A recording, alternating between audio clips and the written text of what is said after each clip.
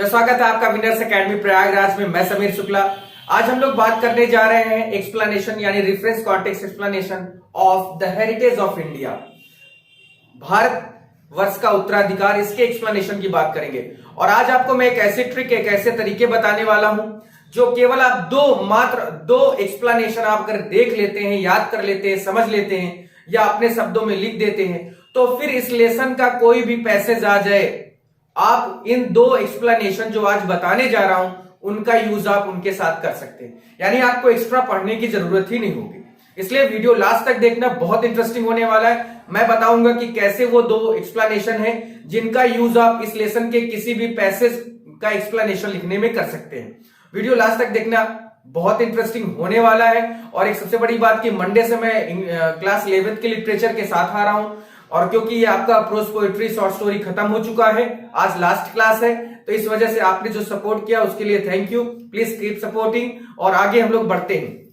पहला है कि politically and economically dash dash करके दियर कल्चर। यानी इस पूरे पैसेज में बताया गया कि चाहे वो राजनीतिक तौर पे हो, चाहे आर्थिक तौर पे हो, भारत की जो जनरेशन है, आने वाली जो जनरेशन है, वो अपनी सभ्यता पर कोई भी प्रभाव नहीं पड़ने देगी।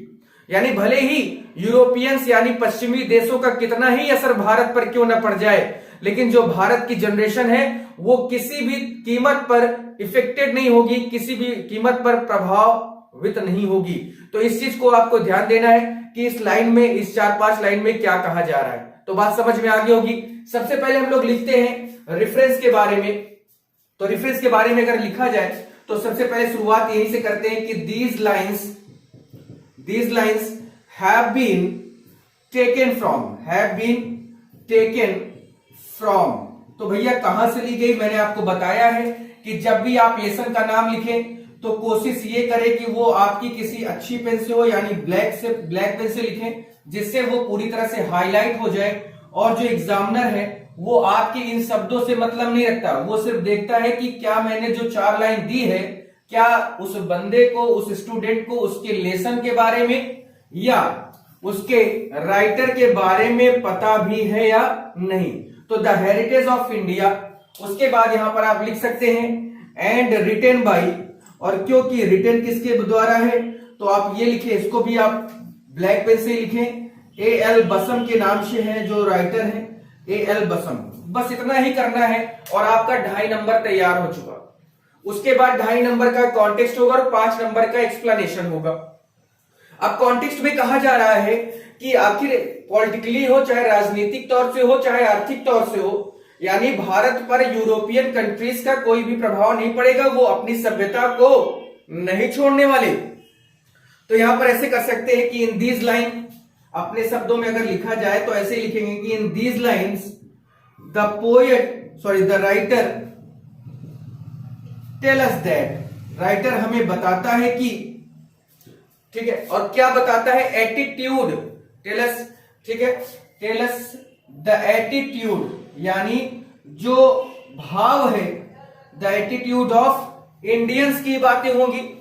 The attitude of, the attitude यहां पर विच का यूज करें, जैसे the attitude which the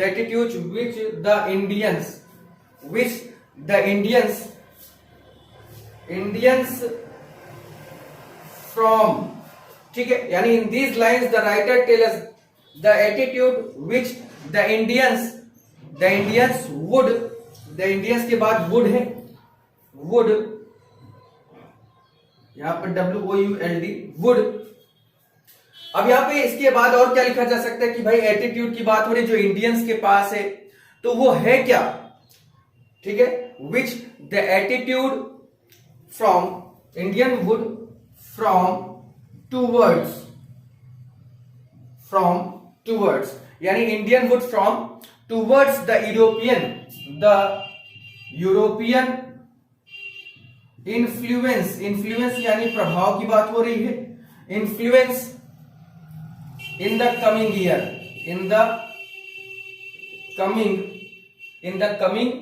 year, यानी यहां पर बात कर रहे हैं कि इन दिस लाइन में, इन सभी लाइनों में पोएट ने बताने की कोशिश की है कि जो भारतीय हैं उनका जो एटीट्यूड है वो भले ही यूरोपियन जो विदेशी प्रभाव है, या कह दें कि पश्चिमी जो प्रभाव है, हो सकता है कि उससे प्रभावित हो जाए आने वाले सालों में, लेकिन वो जो उनका एटीट्यूड है, जो उनका गुण है, जो उनका भाव है, वो कम नहीं होने वाला है। तो इसी से रिलेटेड यहां पर बातें मैंने आपसे बताई और कही। अब हम लोग बात करते हैं इसके एक्सप्लेनेशन। चलो लोग उसका एक्सप्लेनेशन देखते हैं कि द राइटर सेज दैट, बहुत आसान से भाषा में लिखवाया है मैंने, इसको लिखा है, बस आप ध्यान दें और समझ लें थोड़ा सा इसकी हिंदी। कि the writer says that, writer कहता है कि there are several problems before independent India, कि जब भारत आजाद हुआ 1947 में, तो वास्तविकता है कि भारत के सामने बहुत सारी समस्याएं थी, राजनीतिक समस्याएं थी, आर्थिक समस्या थी, और सबसे ज्यादा आर्थिक समस्या थी कि हम लोग को गेहूं तक अमेरिका से खरीद कर आटा और रोटी खाना पड़ रहा था। तो द इंडियन का इकोनॉमिक इज आल्सो अनडेवलप्ड, क्योंकि उस समय भारत की जो आर्थिक स्थिति थी वो भी विकासशील थी, यानी विकसित नहीं हुई थी। And the Indian faces serious economic problem, और उस समय भारत के जो लोग थे वो वास्तविकता है कि आर्थिक रूप या आर्थिक समस्याओं का पूरी तरह से उन पर जो प्रॉब्लम थी, जो आर्थिक प्रॉब्लम थी, आर्थिक समस्याएं थी, पूरी तरह से इंडियंस पर हावी थी। डिस्पाइट दीज सीरियस प्रॉब्लम, इन सभी समस्या के बावजूद the people of India would work hard for bring bright future, यानी इन सभी समस्याओं के होने के बाद भी अगर भारतीयों को अपने आप में डेवलपमेंट चाहिए था या डेवलप करना था, तो सबसे बड़ी बात थी कि वो क्या करें, हार्ड वर्क करें, यानी इतनी मेहनत करें कि उनका भविष्य उज्जवल हो सके, यानी वो अपनी आर्थिक स्थिति को सुधार सके। The author forecast with certainty, और ऑथर जो ए.एल. बसम है वो भी यहां पर भविष्यवाणी करते हैं कि the Indian of the coming generation will not be blind followers of Europe, कि जो भारत के लोग हैं वो अंधों की तरह यूरोपियंस को फॉलो नहीं करेंगे, क्योंकि आज ऐसा हो रहा है जरूर कि अंधों की तरह फॉलो कर रहे हैं, जैसे विदेशों में हो रहा है वैसे भारत में भी होने पे लगा हुआ है कि हम जैसे वो लोग करते हैं वैसे हम करेंगे। वो उस समय ए.एल. बसम ने कहा था, ये बात है 1947 के आसपास की, कि भाई जो भारत के लोग हैं वो ऐसा नहीं करेंगे, लेकिन आज ऐसा हो जरूर रहा है। लेकिन उस समय जो ए.एल. बसम थे उन्होंने कहा कि ऐसा नहीं करेंगे कि बस यूरोपियन को देखकर उन्हीं के पीछे भागना शुरू करो, उनकी तरह रहना, खाना पीना, आपका ट्रेडिशन, आपकी परंपराएं, आप उसको हिसाब से काम करो। इन द कमिंग ईयर्स, आने वाले सालों में the Indian youth would be proud of their own tradition and culture and would not borrow things and tradition from Europe, यानी आने वाले सालों में जो भारत के युवा हैं उन्हें अपने गर्व, उन्हें अपने रीति रिवाज, अपनी परंपराओं पर गर्व होगा।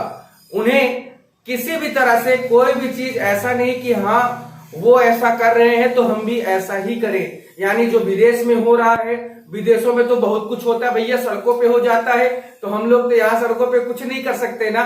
यानी आप कहने का मतलब समझ गए होंगे कि हमें उन्हें अंधों की तरह फॉलो नहीं करना है, हमें उनकी चीजों को जैसे वो उधार दे रहे हैं तो मुझको लेना नहीं है, यानी हमें सिर्फ और सिर्फ अपनी कल्चर, अपनी सभ्यता, अपने परंपराओं पर ध्यान देना है, और उसी को अगर हम लेके आगे बढ़ेंगे तो हमारा भारत देश, हमारी राजनीतिक व्यवस्था, हमारी आर्थिक व्यवस्था सब कुछ सुधर जाएगी। अगला वाला देखते हैं एक और। अब आप चाहे तो इसको, ये वाला जो है, इस पूरे एक्सप्लेनेशन को आप किसी भी पैसेज में लिख सकते हैं। ये देखिए, इसमें नेक्स्ट हम लोग कि हिंदू सिविलाइजेशन डैश डैश करके द वेस्ट। अब यहां पर मैं 4 लाइन पढ़े देता हूं कि Hindu civilization will we believe retain its continuity. The Bhagavad Gita will not cease to inspire man of action and Upanishad men of thought. The charm and graciousness of the Indian way of life will continue, however much affected it may be by the labor saving device of the West. यानी यहां पर बात की जा रही है कि हिंदू जो सिविलाइजेशन है, भारतीय जो हिंदू सभ्यता है, वो हर हाल में, किसी भी हाल में अपनी निरंतरता को कायम रखेगी। यानी यहां पर जो राइटर है वो कहते हैं यानी वो भागवत गीता और उपनिषद, रामायण महाभारत जैसी चीजों से बहुत प्रभावित होते हैं और उन्हीं सब चीजों को ये देखकर कहते हैं कि गीता जो है, जो महाभारत है, वो लोगों को सिखाना नहीं बंद करेगी। रामायण जो है वो लोगों को सच्चाई के रास्ते पर चलना या उनके रास्तों से भटकाना नहीं बंद करेगी। तो यहां पर जो प्रेज करते हैं यानी एएल बसम है, वो बहुत ज्यादा प्रेज करते हैं, प्रशंसा करते हैं हिंदू सभ्यता की। तो अगर इसकी हम लोग बात करते हैं कि चाहे जो हो जाएगा, जो वेस्ट यानी पश्चिम के जो देश हैं उनसे हिंदू सिविलाइजेशन कभी भी प्रभावित नहीं होगी। यानी चाहे जो हो जाए, हिंदू सिविलाइजेशन अपनी निरंतरता, हिंदू सभ्यता अपनी निरंतरता को कायम रखेगी। अब अगर इसका हम लोग रेफरेंस तो वही होगा जो पहले था। कॉन्टेक्स्ट में अगर लिखना चाहें तो ऐसे लिख सकते हैं कि इन दीज लाइन्स एएल बसम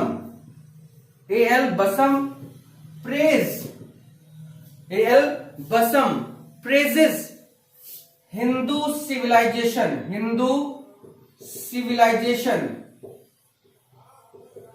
यहां पर जेड भी कर सकते थे, तो यहां पर ऐसे भी किया जा सकता, कोई दिक्कत नहीं है। तो यहां पर जेड ही अगर करते तो ज्यादा अच्छा है, हिंदू सिविलाइजेशन, ठीक है। और हिंदू सिविलाइजेशन में the Bhagavad Gita and Upanishad,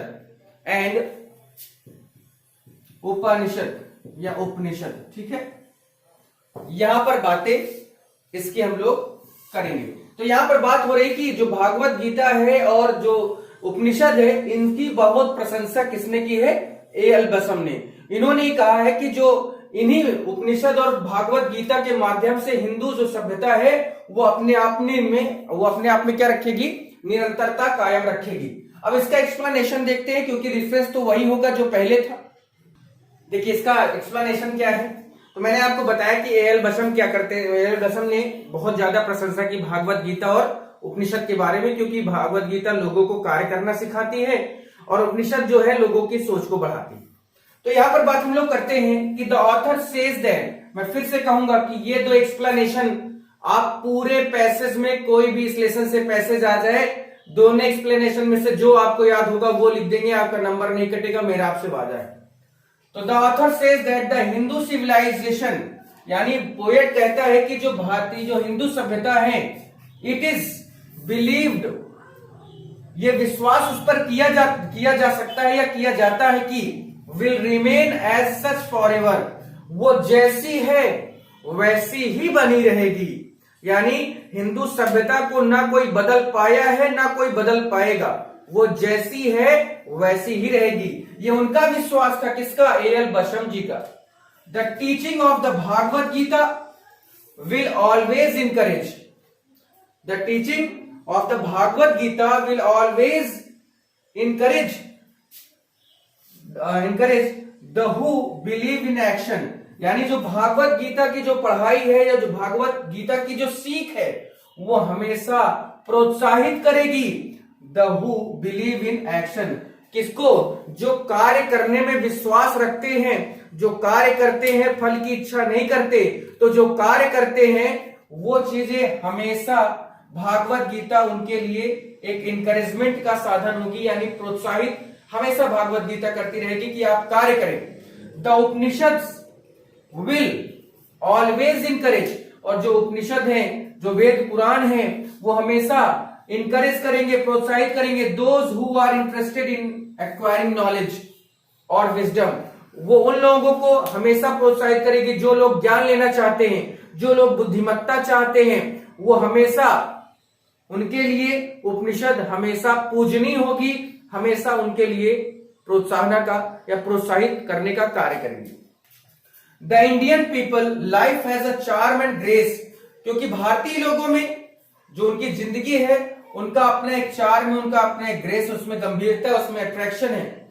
and it will never lose it, और एएल बसम जी को ये नहीं लगता था कि ये कभी समाप्त भी होगी। यानी जो ग्रेसियसनेस है, जो चार्म है भारतीय लोगों में, किसी चीज को सीखने का, किसी चीज में काम करने का, वो कभी खत्म नहीं होगा। डिस्पाइट द वेस्टर्न इन्फ्लुएंस, फिर चाहे कितना ही पश्चिमी प्रभाव क्यों ना पड़े, फिर चाहे उसका पश्चिमी साइंस का हो या टेक्नोलॉजी का हो, कितना भी प्रभावित ना ये भारत वालों को कर दे, लेकिन भारत वाले हमेशा अपनी सभ्यता, अपनी कल्चर, अपने ट्रेडिशन, परंपरा, रीति रिवाज के प्रति उसी तरह से बने रहेंगे जैसे वो हैं। यानी वो अपने हिंदू सभ्यता को कभी भी कोई भी नुकसान नहीं पहुंचाएंगे, और जिनको ये चीजें नहीं करनी है, जिनको पर नुकसान नहीं पहुंचाना है, वो हमेशा भागवत गीता और उपनिषद जैसी चीजों में विश्वास करते रहेंगे। एक और मैं यहाँ पर इंपॉर्टेंट लेके चल रहा हूं, क्योंकि दो तो है मैंने लिखा दिया, एक और लिखा देता हूं जिससे कोई भी आपके अंदर सस्पेंस, यानी कोई भी आपके अंदर सस्पेंस ना हो कि अगर ये आ गया तो क्या होगा। ये दो बहुत इंपॉर्टेंट है, ये जरूर याद रखना, मेरा वादा है आपसे ये जरूर आएगा। अगर इस लेसन से पूछा जाता है तो ये आएगा, चाहे आपका हाफ ईयरली एग्जाम हो रहा होगा, आप देख लेंगे अगर इस लेसन से आता है तो। एक और मैं लिखा देता हूं जिससे आपको और थोड़ा आसानी मिल जाएगी। चलिए एक और लिखा दिया जाए कि नंबर 3 है महात्मा गांधी लुक्ड। देखिए इसमें पढ़ देता हूं, Mahatma Gandhi was looked on by many both India and European as the epitome of Hindu tradition, but this is a false judgment for he was such influenced by Western ideas. Gandhi believed in the fundamentals of his ancient culture, but his passionate love of the undergo and his antipathy to caste, though not unprecedented in ancient India, were unorthodox in the extreme and vowed more to Europe's 19th century liberalism than to anything Indian. यानी इसमें जो बात कही जा रही है, इसका जो हम लोग अगर कॉन्टेक्स्ट देखते हैं तो बहुत कुछ इसमें ऐसा है जो गांधी जी के बारे में बहुत कुछ कहा जा सकता है या बोला जा सकता है, फिर वो अपनी सोच पर है कि in these lines author shows that Mahatma Gandhi was the symbol of ancient Indian culture. यानी इस पूरे 4-6 लाइन में, पैसेज के लाइन में बताया गया कि महात्मा गांधी प्राचीन जो हिंदू सभ्यता थी, भारतीय सभ्यता थी, उसका एक प्रतीक चिन्ह माने जाते थे। लेकिन साथ ही साथ Gandhi ji was deeply influenced by the European culture also. यानी साथ ही साथ महात्मा गांधी जो पश्चिमी सभ्यता है, England, Britain, Europe, France, Germany, इनकी सभ्यता से भी बहुत क्या थे, इनकी सभ्यता से भी ये बहुत प्रभावित थे। यानी भारतीय कल्चर तो इनको पसंद था जो था, लेकिन ये और ज्यादा प्रभावित थे यूरोपियन कल्चर से भी। अब इस पे बहुत सारी बातें कही जा सकती है, की जा सकती है, but it's not my duty, it's not my work. I have to study, I have to teach you, so I'm continue. ठीक है, एक्सप्लेनेशन क्या है कि the people of India and the people of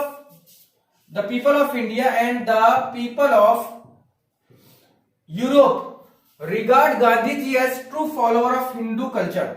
यानी जो भारत के लोग थे और जो यूरोपीय लोग थे, उन दोनों का मानना था कि गांधी जी हिंदू कल्चर के बहुत बड़े फॉलोअर हैं या हिंदू कल्चर को मानते हैं, जानते हैं। But this was wrong